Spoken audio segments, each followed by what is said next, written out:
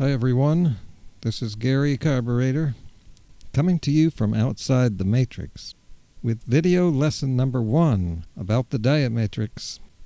As I look back at the matrix, I want to direct your attention to this post. Now here is a person who posted on YouTube, just a typical person who has been subjected to many myths, falsehoods, and half-truths about our world and our place in it. And under a video about veganism, he writes, "It's not one size fits all. If all the people in the world moved to a plant-based diet, half would die in about 12 months. Now at this point, I don't know what he's talking about.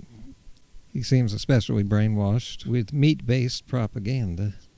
He goes on, "The origin of the vegan diet starts in the 1970s.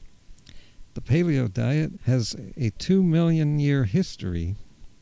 Now, first of all, that's a half-truth that the vegan diet started in the 70s.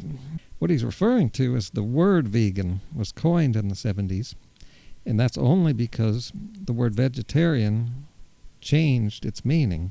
People changed it. People who wanted to eat eggs and dairy. So we needed a new word to describe an all-plant diet, which used to be the word vegetarian, which started in the 1850s.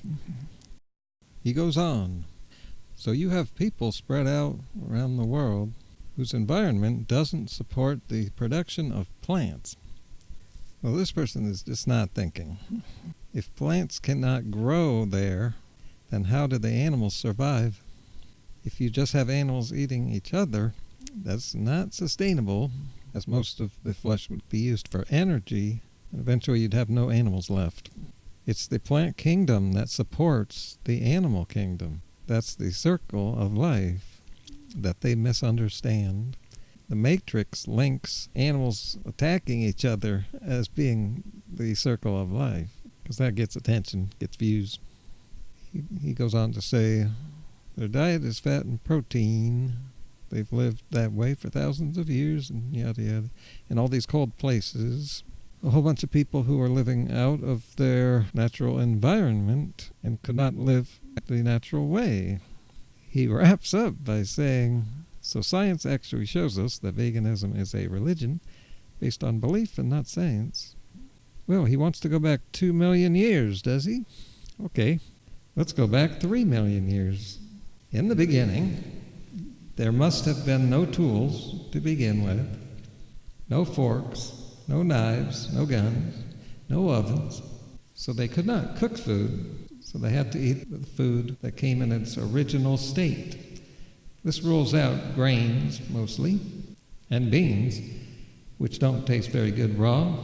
That's nature telling us that most beans are poisonous, and you would not like them anyway.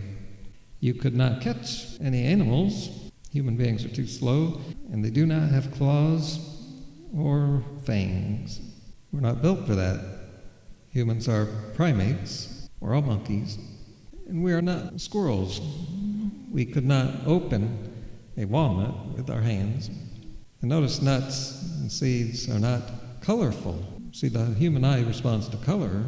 We're one of the few animals who have color vision. And see, we are made for fruit, which is the only food group left using process of elimination, that and vegetables. And that is what primates eat. Human beings have not evolved much since then. We still do best on that diet. And I've been eating a half-fruit diet for the last 23 years. That is sustainable. You won't find paleo people who've been eating their diet that long and are doing well.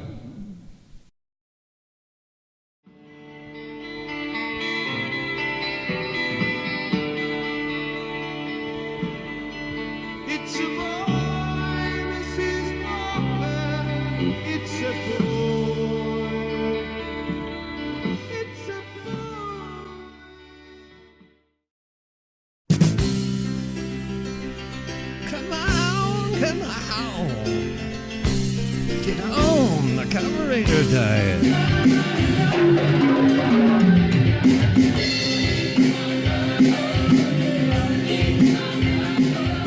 Also, thumbs up and share and subscribe. I'm going to be back here tomorrow. with a big video. I'm going to blow the lid on one of the more popular pseudo-gurus. You may know him. He's not a real guru. Thanks for watching. Thumbs up, share, and get into the carbohydrate diet.